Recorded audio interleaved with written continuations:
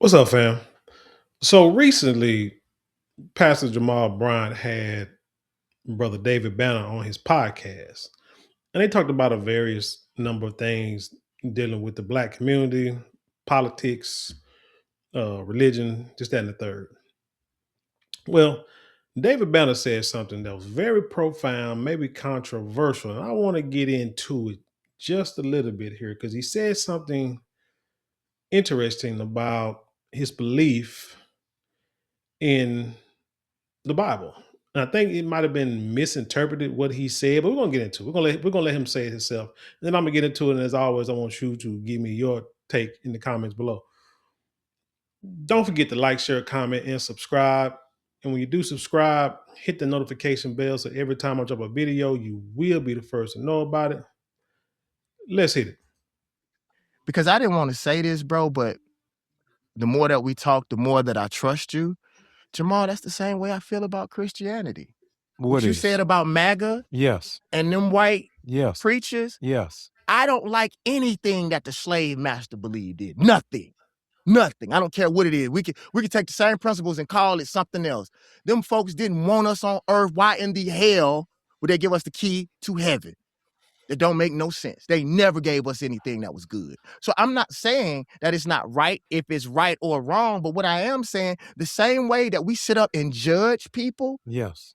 and ain't done no research, ain't transcribed, Yes. ain't went overseas to get those scrolls to make sure that they Yes. didn't put their own ideology in those things. Yes. Those people have lied about everything, Jay. Yeah. And it has been used as a mechanism, bro. Like, a wise man told me one time, it is better to be in chains than to have your mind taken over.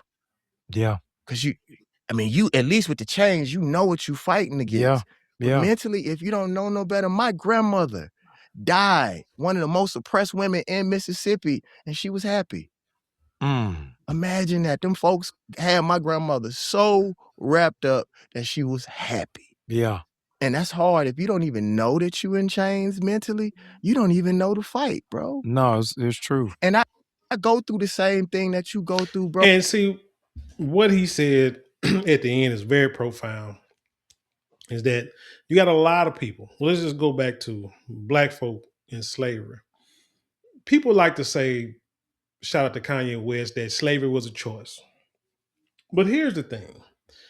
If someone trains, you're not going to understand the adults. It may be a little harder to, especially in the beginning, for the adults to get them to conform to the idea of working for somebody on a plantation your whole life, all day, all night, being butt broken, creating, being a baby meal, slave making meal.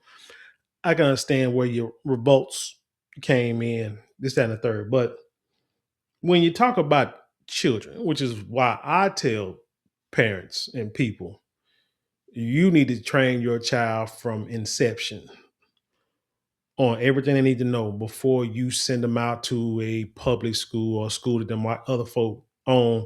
If you're not, I would suggest you homeschool or take them to a school maybe owned or ran by our folk.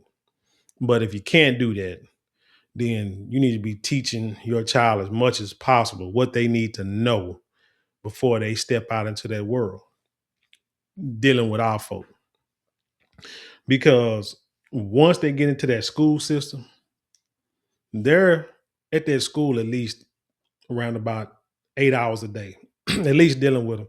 And I'm talking about going in, learning, in, coming home and doing homework, studying, taking tests, all that. We're talking at least 8-10 hours a day that a child is being indoctrinated by somebody else's ideology or thought process. So you have to be, you have to be cognizant of that and learn how to and know how to teach your child to be able to weave through the bullcorn, the real and the fake, if I can say that, or being brainwashed by certain things. But you can get a child to believe something that the way that they're living is right. Because remember, children don't know that they are poor. They don't know that they are rich. They don't know that they're black, white, whatever the case, until the adults teach them. Once that is done, the child is brainwashed, if you want to call it, and taught certain things. Remember, racism, kids don't know nothing about racism. They'll play with each other all day, every day. But then you have adults that try to pull you away from certain groups. Adults who talk bad about other groups. That's where the indoctrination comes in. And now you have a problem, like the problem we've been having for at least 400 years in this country. But he said his grandmother died happy. Why? Because she was taught, probably most likely, through the Bible that them folk gave her, or what they taught her, that everything is going to be good once you get to heaven. You're going to go through hell down here and go through all these problems. But if you stay believing in the Lord, when you get to heaven, everything will be great. The issue with that is the scriptures don't talk about you being downtrodden and suffering down here your entire life. Because if that's the case, why would the scriptures talk about you leaving something for your generations that come after you that they can live off of, that they can build off of? That doesn't sound like somebody who's always in poverty, always in bondage, in prison their whole life. You see what I'm saying? Hell, even the scriptures talking about how when, during the rapture, revelations, or what have you, that in the hand, once all, Satan and his minions are wiped off of earth, sent to the lake of fire, that actually heaven was going to come down to earth. Also, this is in the scriptures. This ain't nothing I'm making up. Read yourself in Revelations. In the New Testament, you'll see it in there. But the thing about it is, too, he said he doesn't believe anything the slave masters taught us because everything they said was a lie. Let's get one thing straight. They may have given us a quote unquote Bible, but they didn't create it. Okay. We know that very rarely do they create anything great and it build and last for generations and generations. The scriptures were written, they took them. As a matter of fact, when it came to slaves, they took bits and pieces of the Bible, spliced it together. See, it took a great work, broke it apart, spliced some pieces together, and came out with a quote unquote slave Bible, which was actually called Parts of the Holy Bible Selected for the Use of the Negro Slaves in the British West India Islands. This Bible took out many stories, verses, like the Exodus, which was probably like the biggest story and one of the biggest stories that's in the scriptures. Took that out. What else? It says it took out about 90% of the Old Testament was removed, and about 50% of the New Testament was removed. It say examples are the story of Moses leading the Israelites out of slavery, verses like Galatians 3:28, which says believers are equal in the Messiah. And it said passages that emphasize freedom and justice. What was left in there is like Ephesians 6:5, slaves, obey your earthly masters, etc., etc. It said it was created because to teach Christianity while maintaining a plantation system.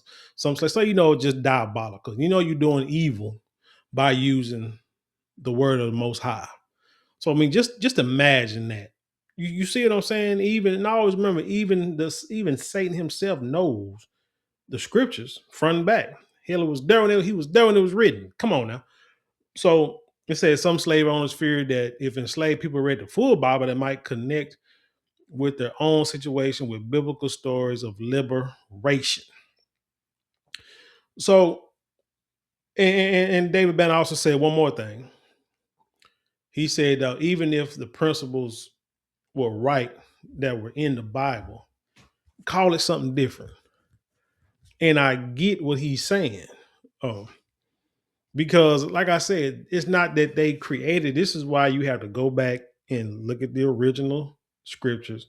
Heck, you even I mean, if you want to be for real about it, go back and look at old Egyptian, old Kemet writings. Same stuff. Same stuff.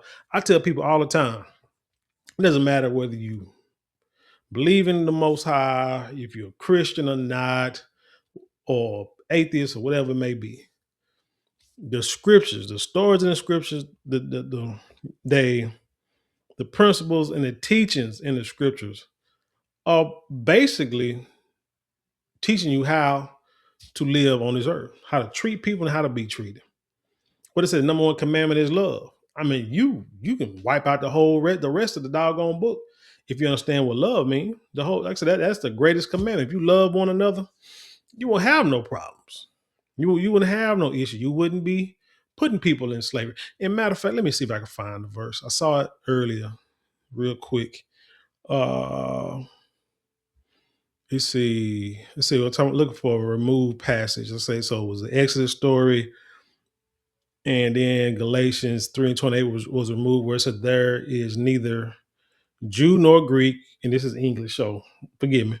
Slave nor free, male nor female, for you are all one in the Messiah. The ones they kept was Ephesians 6:5, say slaves obey your earthly masters with respect and fear. 1 Peter 2:18, servant be subject to your masters with all respect. And let's see, I'm trying to find, no, let's see, talk about Harriet Tubman, who we don't know if she was real or not. The black church used.